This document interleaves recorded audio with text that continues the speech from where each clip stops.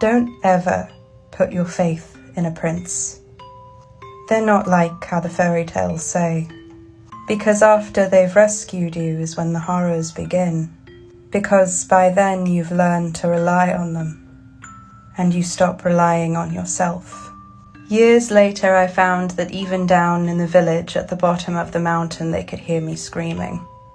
The men in the village thought it was the screams of the beast that lived in the woods, but the women knew better. The women knew that it was the sound of a broken heart. It was the cries of a mournful beast. I thought I would have more time.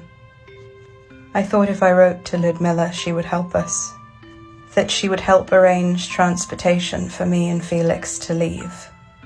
But that winter the snows were bad, and we couldn't make it down the mountain. I knew what was in the bowl the first night that Klaus brought it to me. He'd starved me, so he knew that I would eat it, and he knew that I would eat it in front of him. He said he was helping me remember my true nature, that as a beast, as a monster, it was impossible for me to care for anybody. It was impossible for me to love Felix, so eating him should not be a problem. That once I regained my wild nature, he'd let me out again. "It's for your own good, mein Maynard," he said.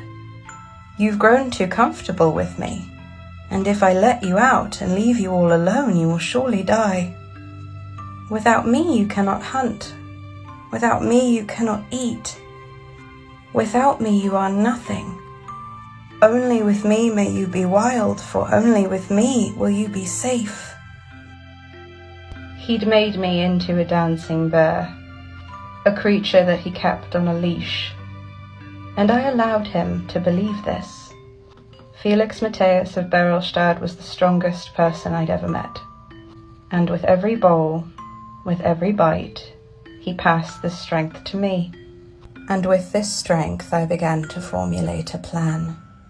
If my beloved husband wanted a monster, I would surely give it to him.